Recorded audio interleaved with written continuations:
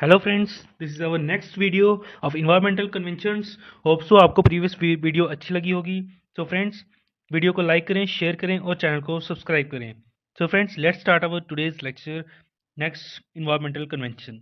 So friends, our first environmental convention of today is convention on migratory species.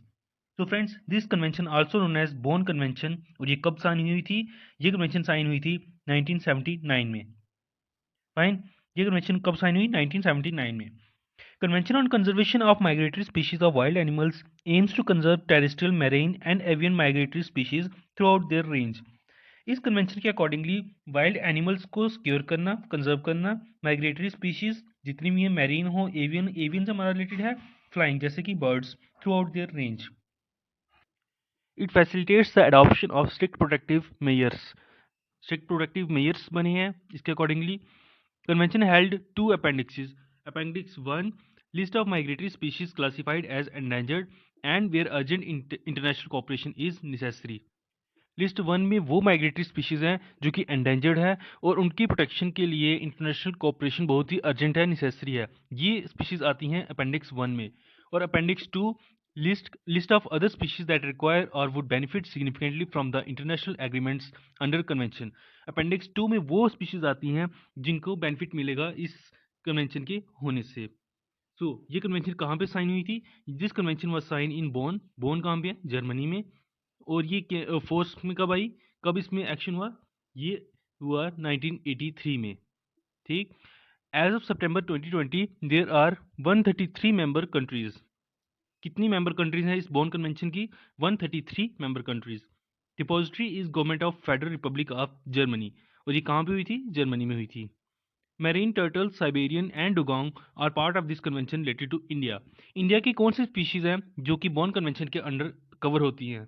वो हैं marine turtles, Siberian crane and dugong. India also joint since, India ने ये convention कब join किया था? 1983 में। Fine. ये अब डेट्स याद रखना। इंडिया ने कब ज्वाइन किया? 1983 में। 173 migratory species from all over the world are currently protected by it. Total कितनी स्पीशीज इस कन्वेंशन के थ्रू प्रोटेक्टेड हैं? 173। 173 स्पीशीज प्रोटेक्टेड हैं। नेक्स्ट हमारे पास आता है CMS COP 13 2020। CMS means convention of migratory species. और कौन सी मीटिंग? Meeting 13, COP 13। और ये कब हुई थी? 2020 में। इंडिया। और ये मीटिंग किसने होस्ट किया? ये मीटिंग होस्ट की इंडिया ने, इसलिए ये हमारे लिए पढ़ना इंपॉर्टेंट हो जाती है। 13th थी जो इंडिया ने होस्ट किया। Convention on migratory species of wild animals from September from 17 to 22 February 2020 at Gandhinagar in Gujarat. और ये कन्वेंशन कहाँ पे हुई थी? ये हुई थी गुजरात गांधीनगर में। कब से कब? 17 से 22 फरवरी 2020। Logo of COP 13 was inspired by kolam. Kolam क्या होता है? A traditional art from south India to depict की migratory species in India like Amur, falcon, marine turtles etcetera. So आप यहाँ से कॉलम का मीनिंग समझ गए होंगे। COP 13 proposes to introduce 10 new species for protection under CMS। COP 13 ने कितनी न्यू स्पीशीज इसमें इंट्रोड्यूस करने का प्रावधान रखा? 10 न्यू स्पीशीज का, जिनमें से इंडिया की कौन कौन सी हैं? Asiatic elephant, Bengal florican, great Indian bustard. और जो बाकी की 3 हैं वो अदर कंट्रीज ऑफ वर्ल्ड से हैं। COP 13 highlighted threats to biodiversity. COP 13 ने मेजर अपना फोकस किस पे रखा था? थ्रेट्स टू बायोडाइवर्सिटी पे। नेक्स्ट हमारे पास है world conservation strategy. It was launched in it was launched in 35 countries simultaneously on 5th March 1980। ये कब लॉन्च हुआ? ये लॉन्च हुई कंजर्वेशन, वर्ल्ड कंजर्वेशन स्ट्रेटजी 5 मार्च 1982 में। और कितनी कंट्रीज ने पार्ट लिया? 35 कंट्रीज ने इसमें पार्ट लिया। Set fundamental principles and objectives for conservation worldwide and identified priorities for national and international action।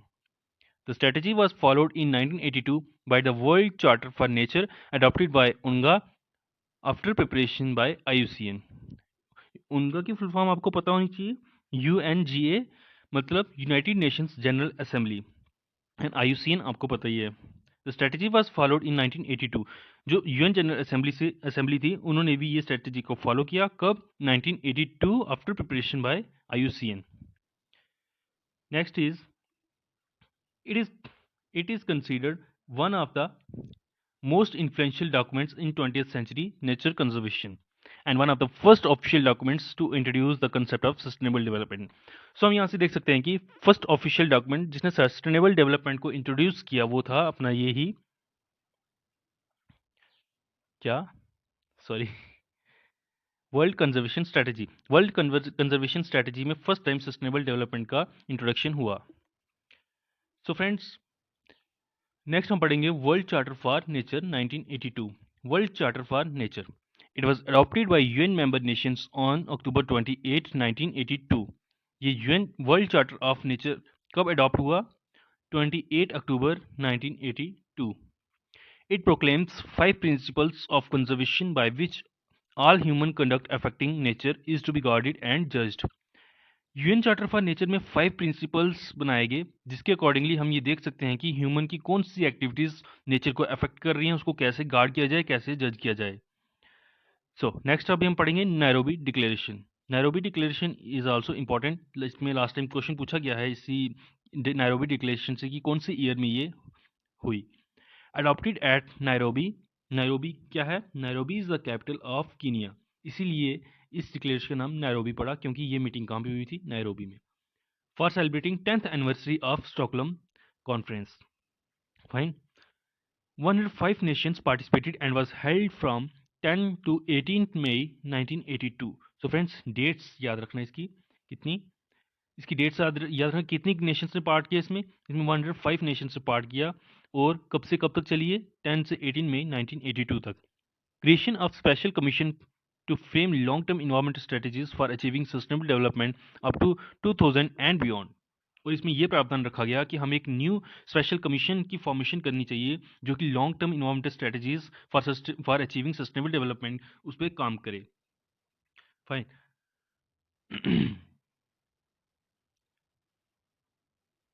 The Nairobi Declaration was accepted by the Governing Council of UNEP in 1987 and also by UNGA.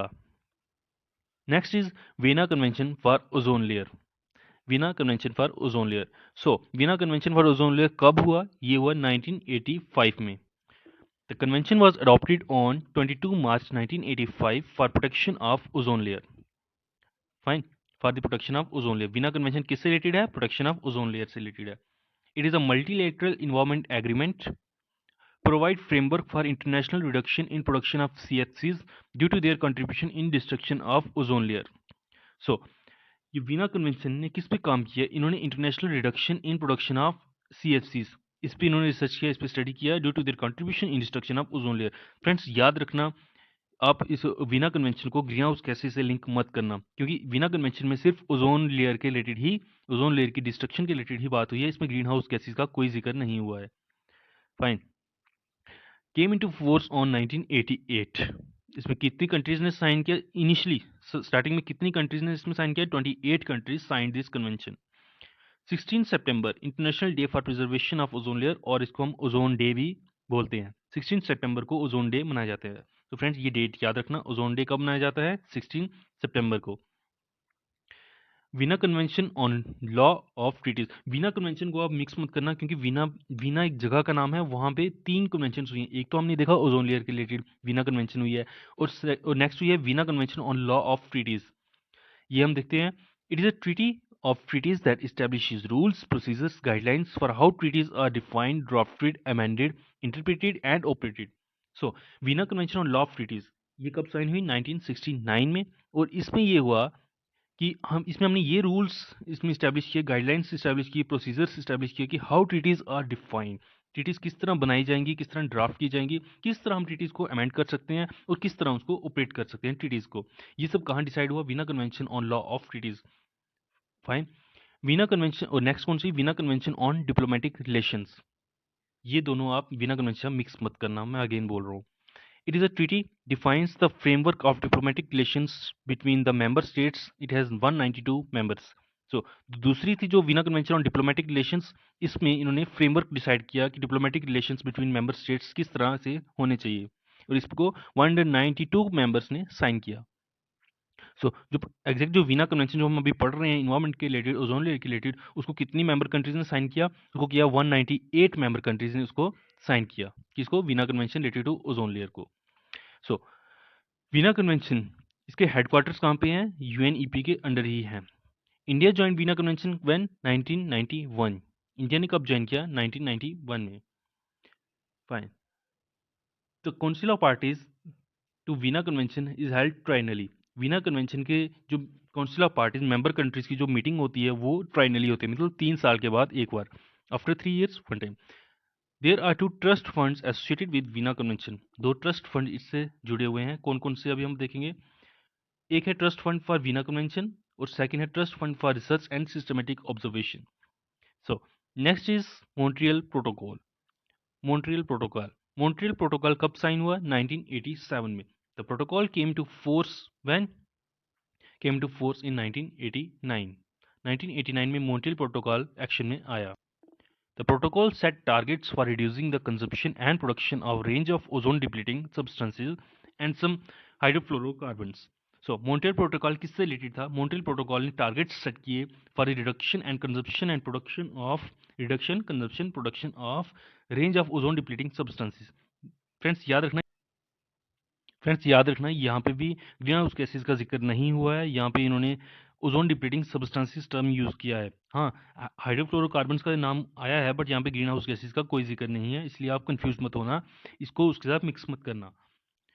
Ozone depleting substances include CFCs, bromine containing halons, methyl bromide, hydrochlorofluorocarbons, carbon tetrachloride and methyl chloroform. तो friends इन chemicals का याद रखना, ये आपको पूछ सकते हैं ऑब्जेक्टिव्स में। ओजोन डिप्लीटिंग सब्सटेंसेस और long life and also powerful green house gases, indirectly यहाँ पे नाम आ ही गया। The 8th amendment made the Montreal Protocol came to be known as Kigali Agreement 2016। ये किगाली एग्रीमेंट हम अभी आगे पढ़ेंगे। aims to reduce the manufacture and usage of HFCs by about 80 to 85% from baselines up to 2045। ये हम आगे पढ़ेंगे पूरा डिटेल में। किगाली एग्रीमेंट ये एक इंपॉर्टेंट टॉपिक है आपके लिए। India accepted this protocol along with its London Agreement in September 1992. This protocol acknowledges that not every country should be treated equally. So Montreal protocol का ये मानना था कि हर कंट्री के जो एमिशंस हैं, हर कंट्री की जो पोल्यूशन है, हर कंट्री की यूसेज है वो डिफरेंट है। जो डेवलप्ड कंट्रीज हैं उनकी अलग यूटिलाइजेशन है और जो डेवलपिंग कंट्रीज हैं या पुअर कंट्रीज हैं उनकी अलग यूटिलाइजेशन है। इसलिए रूल्स भी सबके लिए सेम नहीं होने चाहिए, अलग अलग कंट्रीज पे वेरी करने चाहिए, कितनी कितनी होनी चाहिए। ये हम आगे पढ़ेंगे कि गाली एग्रीमेंट में। वहाँ भी उन्होंने 3 टाइप की कंट्रीज को एक्सप्लेन किया है, डिफ्रेंशिएट किया है, developed countries, developing countries and poor countries. ठीक है, वहाँ पे हम ये अच्छी तरह समझ सकते हैं। Indian Ministry of Environment and Forest has established a ozone cell and steering committee on protocol to facilitate implementation। Montreal protocol की इम्प्लीमेंटेशन के लिए इंडियन मिनिस्ट्री ने एक environment and forest has established ozone cell establish किया है, की formation किया है and steering committee on protocol, और एक कमेटी इस्टेब्लिश किया है इस प्रोटोकॉल को सक्सेसफुल इम्प्लीमेंटेशन के लिए। Ozone depleting substances rule 2000 were drafted under the Environment Protection Act 1986। Fine. Next is Kigali agreement to Montreal protocol. So अभी आ गया है किगाली एग्रीमेंट। सो अभी हम पढ़ेंगे Kigali agreement on Montreal protocol. On October 15, 2016, with US leadership, 197 countries adopted an amendment to phase down HFCs under Montreal Protocol in Kigali। Kigali एक जगह का नाम है और Kigali capital of Rwanda. Rwanda is the name of country, Kigali is its capital. So कितनी countries ने sign किया? 197 countries ने ये किगाली एग्रीमेंट साइन किया। और किसकी लीडरशिप में ये जो किगाली जो अमेंडमेंट की जो मीटिंग हुई है, कॉन्फ्रेंस हुई है, इसको किसने लीडरशिप लीड किया? इसको किया यूएस ने। और ये कब हुई थी? ये हुई थी 15 अक्टूबर 2016 में। Goal to achieve 80% reduction in HFC consumption by 2047। और इस किगाली जो अमेंडमेंट हुई है इसका मेन फोकस था कि हमने 80% रिडक्शन करनी है HFCs की कंजप्शन में bye 2047। Currently, HFCs are used as replacement of hydrochlorofluorocarbons and chlorofluorocarbons. It is a powerful greenhouse gas. HFC is a powerful greenhouse gas. You must remember this. Kigali Amendment is a legally binding and come to force from 1 January 2019। Kigali agreement जो था वो legally binding है, मतलब जितनी member countries हैं उनको ये follow करना ही करना है। और ये कब फोर्स में आया? 1 जनवरी 2019। Under this amendment, developed countries will reduce hydrofluorocarbon consumption. Most developing countries will freeze consumption in 2024 some developing countries including India will freeze consumption in 2028. इस अमेंडमेंट की जैसे मैंने को बताया इसमें कंट्रीज को 3 पार्ट में डिवाइड किया गया था। जो डेवलपिंग कंट्रीज है उनको इमीडिएटली एचएफसी कंजम्पशन को रिड्यूस करना ही करना है, और जो डेवलपिंग कंट्रीज हैं उनको 2024 तक का टाइम दिया गया कि उनको अपनी कंजम्पशन को फ्रीज करना है। और जो डेवलपिंग कंट्रीज हैं अभी जैसे इंडिया है उनको 2028 तक का टाइम दिया गया है कि आपने अपनी कंजम्पशन को रिड्यूस करना है या फ्रीज करना है। Also provides financing to certain countries, और इसका प्लस पॉइंट ये था कि जो डेवलपिंग कंट्रीज है पुअर कंट्रीज हैं उनको ये फाइनेंशियली एड करेंगे इसको कंजप्शन ग्रीन हाउस गैसेज की जो कंजप्शन है या फिर ओजोन डिप्लीटिंग सब्सटेंस की जो कंजप्शन है उसको रिड्यूस करने में वो इकोनॉमिकली उसको हेल्प करेंगे डेवलपिंग कंट्रीज या पुअर कंट्रीज को। Developed countries must reduce hydrofluorocarbons used by 10% by 2019, और जो डेवलप्ड कंट्रीज थे उनको इमीडिएटली एक्शन लेने के लिए कहा गया कि 2019 के एंड तक उनको 10% रिडक्शन करनी है अपनी ग्रीन हाउस गैसेज या ओजोन डिप्लीटिंग सब्सटेंस की कंजप्शन में।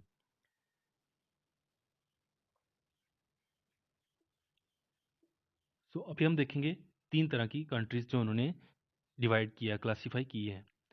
सबसे पहले आती है हमारी क्या डेवलप्ड कंट्रीज। डेवलप्ड कंट्रीज में हम देख सकते हैं जैसे अमेरिका है, चाइना है।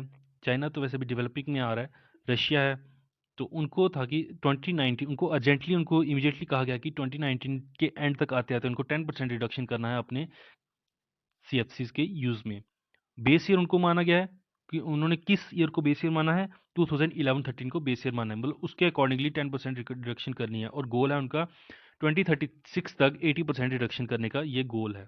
और second group of developing countries like China, Africa, उनको 2024 तक 2024 तक 10% रिडक्शन करना है अपने कंजप्शन में, और बेस ईयर माना गया है 2020 और 2022 को, और उनको गोल दिया गया है कि 2045 तक उनको 80% रिडक्शन करना ही करना है।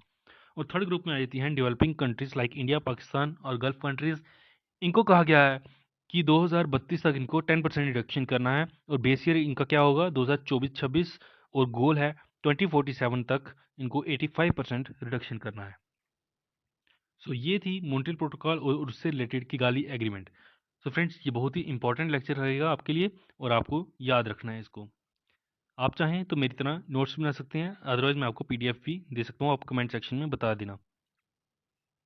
सो friends next is world commission on environment and development, और इसी को हम ब्रुकलैंड रिपोर्ट भी कहते हैं। ब्रुकलैंड रिपोर्ट आपको पता ही होगा, सस्टेनेबल डेवलपमेंट का जो कंसेप्ट है फर्स्ट टाइम इसी रिपोर्ट में आया था। लास्ट हमने एक कन्वेंशन पढ़ी थी, वहाँ पे नाम तो आया था मॉन्ट्रियल प्रोटोकॉल में सस्टेनेबल डेवलपमेंट का, बट उसको इम्प्लीमेंटेशन करने का या उस पर वर्क करने का कोई प्रावधान नहीं आया था। बट यहाँ पे ब्रुकलैंड रिपोर्ट में क्लियरली उन्होंने सस्टेनेबल डेवलपमेंट को ऑफिशियली डिफाइन किया है। हम अभी आगे इसकी डेफिनेशन भी पढ़ेंगे। So Brundtland report started by UNGA, United Nation general assembly in 1983। कब ये ब्रुकलैंड रिपोर्ट कब आई? 1983 में by UNGA, based on 4 year study entitled Our Common Future. As Brundtland report by World Commission on Environment and Development come out in 1987, it developed the theme of sustainable development. So friends, जैसे मैंने आपको बताया sustainable development first time officially defined Brundtland report में ही हुआ. It was first time sustainable development was officially defined. So this commission also known as Brundtland Commission. Sustainable development defined as, so friend ये definition आपके लिए बहुत important रहेगी sustainable development की। Sustainable development is defined as, so friends next is Basel convention on transboundary movement of hazardous waste. Basel convention ये भी आपके लिए इंपॉर्टेंट बन जाती है क्योंकि रिसेंटली अब इस पे वर्किंग चल रही है और ये बहुत ही मीडिया में रही है।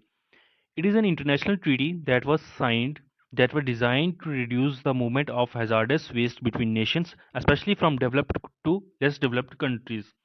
So, Basel Convention किससे related है? It is related to reduce the movement of hazardous waste. Hazardous waste को one nation से दूसरी nation जो transport किया जाता था उसके ऊपर ये आधारित है क्या? Basel Convention, especially from developed to less developed countries.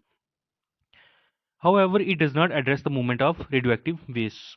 Hazards waste तो इसमें जिक्र हुआ लेकिन इसमें कहीं भी रेडियोएक्टिव वेस्ट का जिक्र नहीं हुआ। हैजार्डस वेस्ट में हमारे पास ये हॉस्पिटल वेस्ट हो गया, जैसे और केमिकल फैक्ट्रीज का वेस्ट हो गया, ये सब हैजार्डस वेस्ट में आता है, बट इसमें कहीं भी रेडियोएक्टिव वेस्ट का जिक्र नहीं हुआ है। Convention came to force in 1992 India approved convention and made the Hazardous Waste Management Rules Act in 1989. India is also the member of the Special Convention और इसके इम्प्लीमेंटेशन के लिए सक्सेसफुल इम्प्लीमेंटेशन के लिए इंडिया ने Hazardous Waste Management Rules Act लाया कब 1989 में. Made import and export of hazardous waste illegal trafficking and liability. और इंडिया ने hazardous waste के import और export को illegal traffic घोषित कर दिया है. सो ये था बेसल कन्वेंशन. सो आगे हैं अर्थ समिट और अभी आगे और भी बहुत सारे पढ़ने के लिए हमारे पास कन्वेंशन है, वो हम अपने आगे के लेक्चर्स में पढ़ेंगे. सो फ्रेंड्स, ये था आज का lecture. Thank you. Like, share and subscribe my channel for further conventions related news. Thank